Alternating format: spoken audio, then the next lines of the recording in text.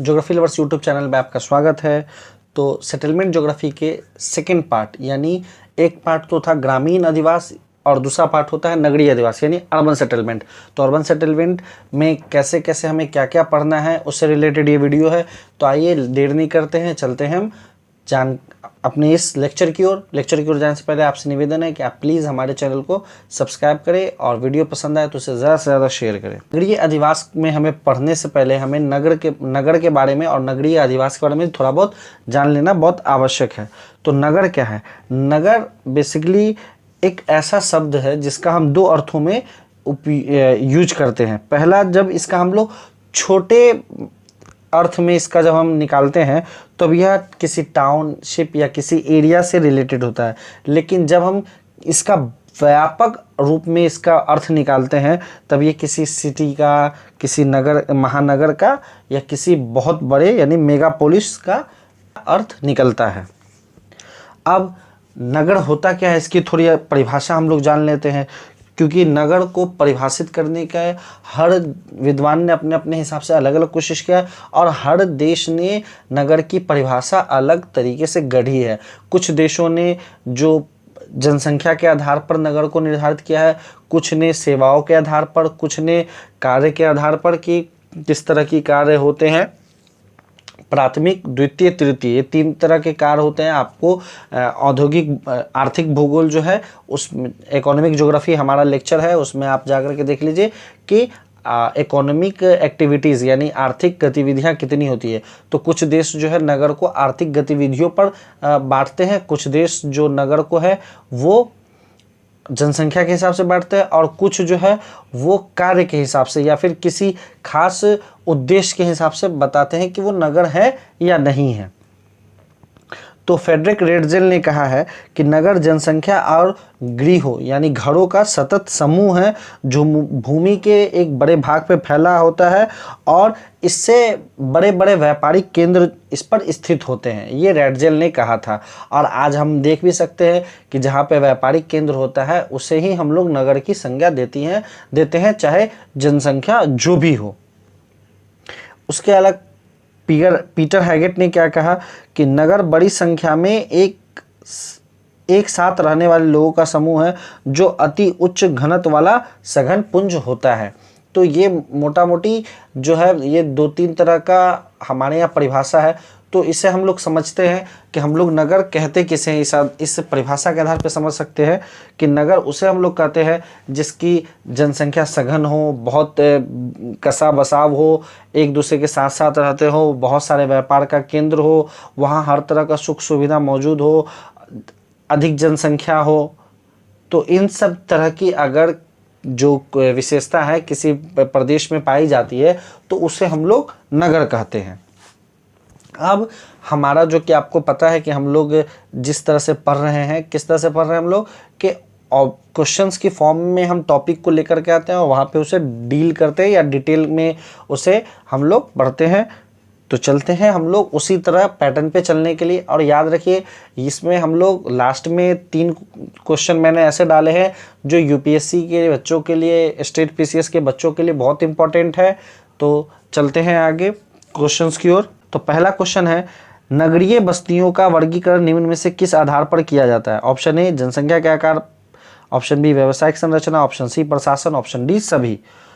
और इसका सही आंसर है ऑप्शन डी सभी। मैंने आपको ऊपर बताया है कि जनसंख्या का आकार, लेकिन जनसंख्या के आकार में क्या है, हर देश ने जनसंख्या का आकार जो है अपने अपने यहाँ वो अलग रखा है। कोलंबिया ने 1500 की जनसंख्या को ही मान लिया कि वो नगर है। अर्जेंटीना, पुर्तगाल ने 2000 की जनसंख्या जहाँ पे पाई जाती है उसे नगर माना। संयुक्त राज्य अमेरिका और थाईलैंड ने तो 2500 पे। भारत में ये 5000 है। भारत में कितना है? 5000। इस चीज़ को आप याद रखिए, भारत में 5000 की जनसंख्या जब तक नहीं होती है तब तक हम उसे नगर की संज्ञा नहीं देते। उसके अलावा कुछ देश ऐसे भी हैं जो 1000 से भी कम जनसंख्या पर अपनी जो नगर घोषित कर देते हैं। वो किस बेसिस पे? वो व्यापारिक केंद्र या सुख सुविधाओं के आधार पर नगर उसे घोषित कर देते हैं। जैसे फिनलैंड, डेनमार्क, स्वीडन, इनकी आबादी भी बहुत कम है और वहाँ पर ये लोग जो नगर की संज्ञा देते हैं वो मुख्यतः उनका आधार जो होता है वो व्यावसायिक केंद्र के आधार पर होता है। लेकिन जो जहाँ विश्व की ज़्यादा जनसंख्या है और जो विकासशील देश हैं वो जनसंख्या को आधार बना कर करके क्या करते हैं, नगर की संज्ञा देते हैं। व्यावसायिक संरचना आपको हमने बता दिया यहाँ पे। और प्रशासन, अक्सर जहाँ पर प्रशासनिक गतिविधियाँ होती हैं किसी राज्य से, किसी शहर से या किसी जिले, किसी राज्य, किसी देश से रिलेटेड प्रशासनिक गतिविधियाँ होती हैं, वहाँ पर उसे हम लोग नगर कहते ही हैं। चाहे हमारे यहाँ आप जिला मुख्यालय को देख ले, जिला मुख्यालय के आसपास नगर बस जाता है, या फिर हमारे यहाँ जो राजकीय राजधानी होती है वो, या फिर राष्ट्रीय राजधानी है जो वो। एक संरचना में आप एक चीज़ समझ लीजिए कि बहुत से देश अपने जो जनसंख्या होती है उसके आर्थिक गतिविधियों में लगे होने के परसेंटेज को भी क्या करते हैं, नगर का आधार मानते हैं। जैसे भारत में जब तक भारत की किसी प्रदेश की 75% जनसंख्या जो है वो गैर कृषि कार्यों में नहीं लगी हो, तब तक हम उसे क्या कहते हैं, तब तक हम उसे नहीं मानते कि वो नगर है। लेकिन यही अन्य देशों में जो मापदंड है वो अलग है, कहीं 25% पे, कहीं 30% पे, कहीं 40% पे, वो डिपेंड करता है कि वहाँ पर वो उस तरह की गतिविधियाँ कैसी होती हैं। अगला प्रश्न है, भारत में नगरीय क्षेत्र के निर्धारण करने के लिए जनसंख्या के किस आकार को आधार माना गया है? Option A 1500, option B 5000, option C 2000, option D 2500। और इसका सही आंसर है ऑप्शन बी 5000। तीसरा प्रश्न है, दिल्ली एवं वाशिंगटन डीसी किस प्रकार का नगर है? ऑप्शन ए प्रशासनिक नगर, ऑप्शन बी व्यापारिक नगर, ऑप्शन सी सांस्कृतिक नगर, ऑप्शन डी औद्योगिक नगर। और इसका सही आंसर ऑप्शन ए प्रशासनिक नगर। हमने बताया आपको कि जहाँ से किसी राज्य की, किसी देश की या किसी जिले की जो प्रशासनिक गतिविधियाँ चलती हो उसे प्रशासनिक नगर हम लोग कहते हैं। जैसे हमारे यहाँ दिल्ली, पटना, लखनऊ, ये सब क्या है, ये सब प्रशासनिक नगर है। यहाँ से राज्य की जो शासन व्यवस्था है वो निर्देशित होती है। अच्छा, हमें यहाँ एक चीज़ और समझना जरूरी है। प्रशासनिक नगर तो हम समझ गए, व्यापारिक नगर समझ जाते हैं हम लोग कि जहाँ से व्यापारिक गतिविधियाँ ज़्यादा होती है उसे हम लोग व्यापारिक नगर कहते हैं। जैसे हमारे देश में आप देख लीजिए पुणे, मुंबई, उसके बाद कोयम्बटूर वगैरह जो है, कानपुर, आगरा, ये सब क्या है, ये सब व्यापारिक नगर है। यहाँ से व्यापार केंद्रित होता है। हमारे यहाँ ज़्यादातर जैसे चमड़ा उद्योग हो या वस्त्र उद्योग हो, स्टील उद्योग हो, ये सब क्या है, ये जहाँ पर व्यापार से जो केंद्र बन जाता है उसे हम लोग व्यापारिक नगर कहते हैं। अगला सांस्कृतिक नगर को समझ लीजिए। सांस्कृतिक नगर वे नगर होते हैं जो धार्मिक दृष्टिकोण से बहुत महत्वपूर्ण हो जाते हैं। जैसे हमारे देश में हरिद्वार देख लीजिए आप, उसके बाद मक्का मदीना ले लीजिए, अजमेर ले लीजिए, फिर यरूशलेम वगैरह जो है, ये क्या है, ये सब धार्मिक और सांस्कृतिक नगर में आते हैं।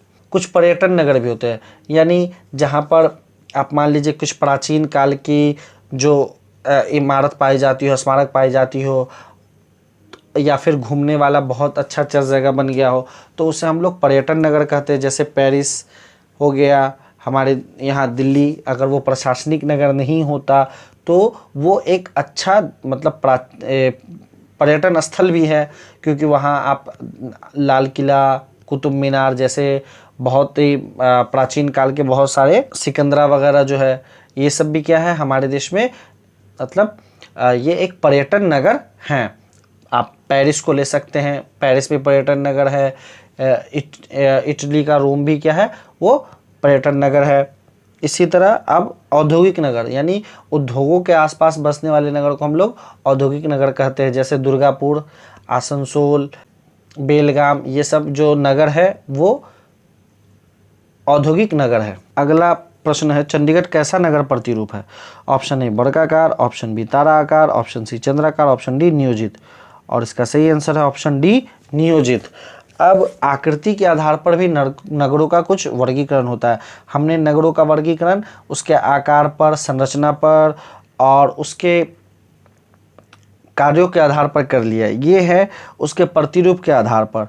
तो नगर जो है वो रेखीय, वर्गाकार, ताराकार, चंद्राकार रूप में होते हैं और कुछ नगर जो होते हैं वो नियोजित होते हैं। जैसे हमारे देश में चंडीगढ़ उसका सबसे बड़ा उदाहरण है, यह योजनाबद्ध बसाया गया है।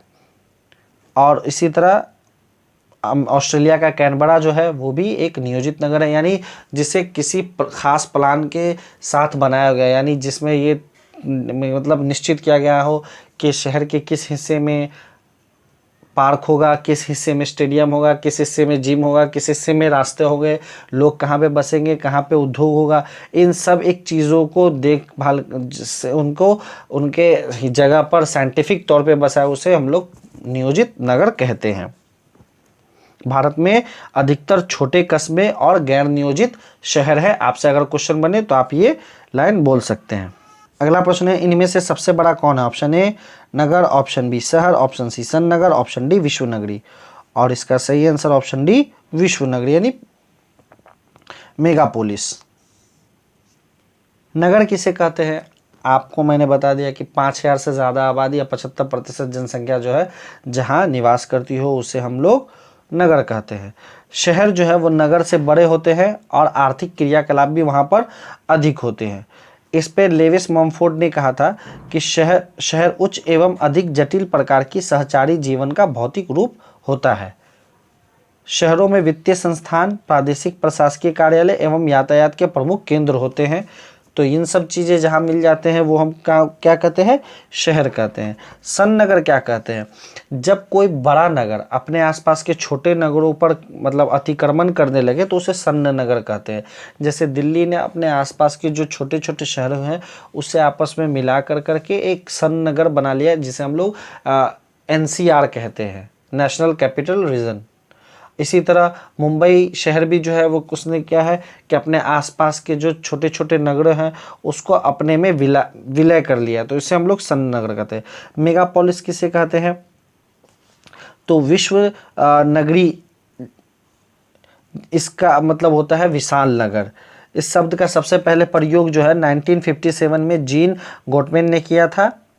यह एक बड़ा महानगर होता है जिसकी आबादी जो है वो 10 लाख से कम होती है। अगला प्रश्न है, मेगा सिटी किसे कहते हैं? ऑप्शन ए 10 लाख से अधिक आबादी वाले, ऑप्शन बी 50 लाख से अधिक आबादी वाले, ऑप्शन सी 1 करोड़ से अधिक आबादी वाली, ऑप्शन डी इनमें से कोई नहीं। और इसका सही आंसर ऑप्शन सी 1 करोड़ से अधिक आबादी वाले। सबसे पहले आता है मिलियन सिटी। 10 लाख से अधिक जनसंख्या वाली जो नगर होते हैं उसे हम लोग मिलियन सिटी कहते हैं। लंदन सबसे पहला मिलियन सिटी बना था 1800 ईस्वी में, जिसकी जनसंख्या जो वो 10 लाख से ऊपर हो गई थी। उसके बाद पेरिस 1850 ईस्वी में और न्यूयॉर्क 1860 ईस्वी में शामिल हुआ था, मिलियन सिटी बना। लेकिन मेगा सिटी किसे कहते हैं? वैसा नगर जो मुख्य नगर तथा उपनगरों से मिलकर के बना हो, यानी सन नगर की कैटेगरी में वो आता हो और उसकी जनसंख्या जो है वो 1 करोड़ से अधिक हो, उसे हम लोग मेगा सिटी कहते हैं। और विश्व का सबसे पहला मेगा सिटी न्यूयॉर्क था जो 1950 में बना, यानी 90 साल की जो पीरियड में इसने अपनी जनसंख्या में 90 करोड़ से भी अधिक जनसंख्या को जोड़ा और 1950 में जो न्यूयॉर्क है वो विश्व का पहला मेगा सिटी बना। अगला प्रश्न है, स्वस्थ शहर किसे कहते हैं? पहला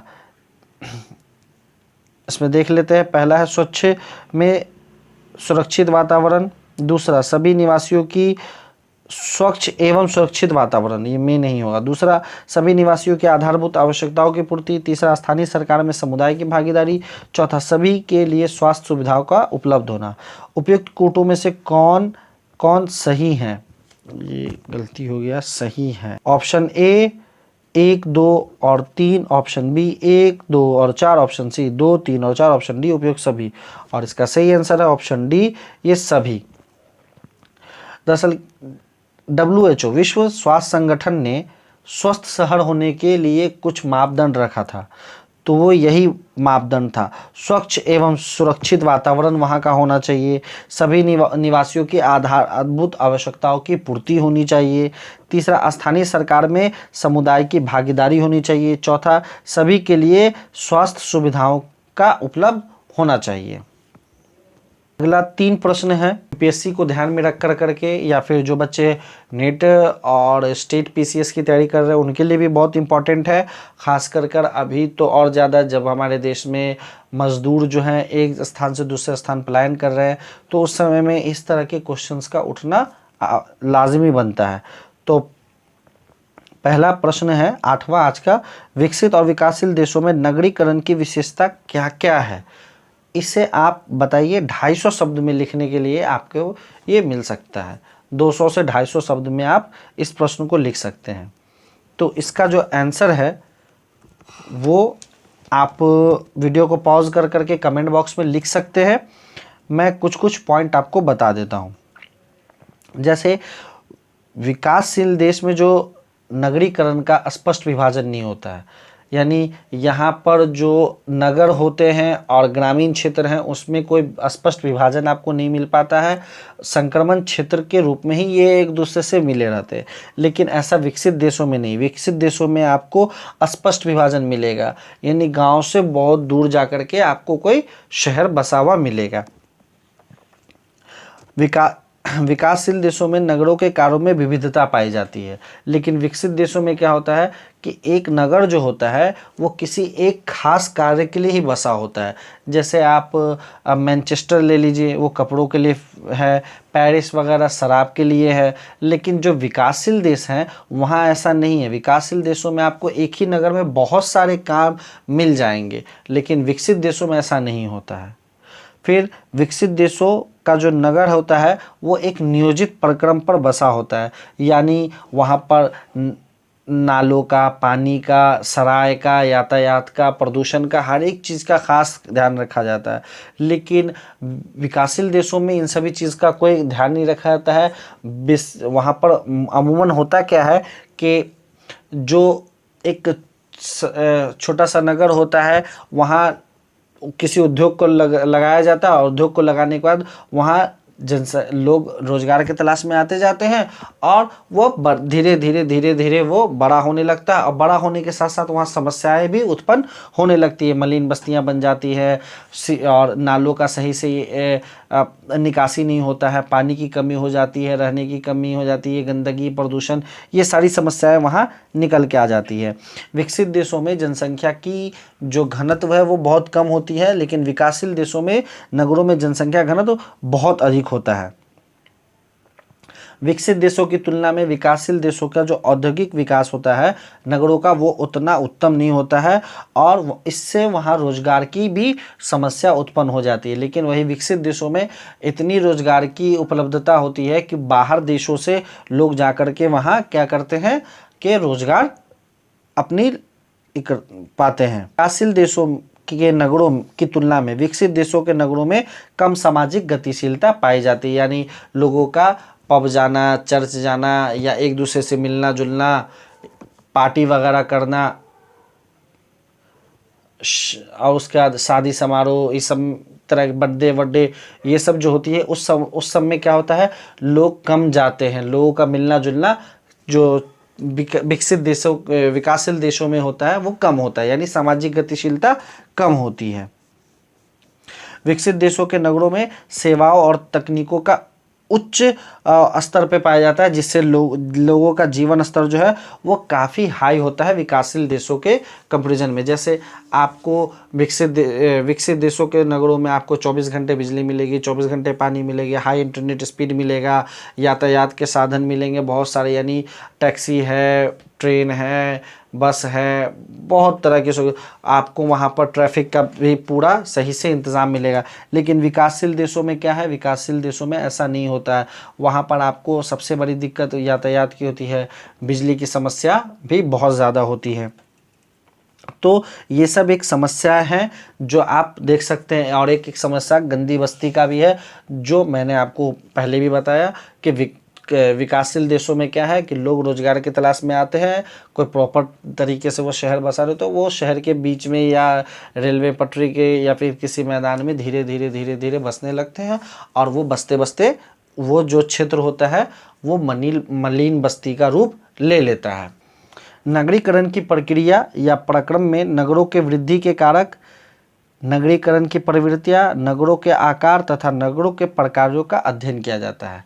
ये मैंने आपको एक टर्म बता दिया है।